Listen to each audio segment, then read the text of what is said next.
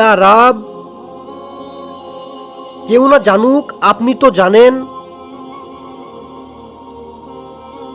আমি কতটা ভেঙে পড়েছি। আমার জীবনে একটি বিশ্বস্ত হাত খুবই প্রয়োজন, যাকে চোখ বন্ধ করে বিশ্বাস করা যাবে, যে কারণে অকারণে কখনোই ছেড়ে যাবে না, যাকে শেষ রাতে তাহাজ্জুদ সালাত আদায়ে ঠিক এমনভাবে পাশে পাওয়া যাবে, যার সঙ্গে একসাথে আপনার ইবাদত করতে পারবো। ইয়া রাব, এমন কাউকে আমার জীবনে পাঠাবেন না, যার কারণে আপনার আর আমার মাঝে দূরত্ব সৃষ্টি হয়, বরং এমন কাউকে আমার জন্য পাঠাবেন,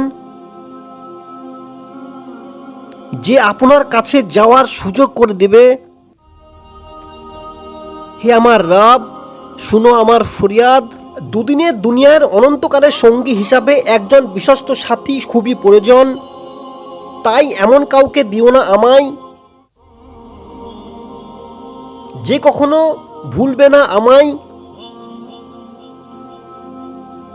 আমিন ইয়া রব, আমিন।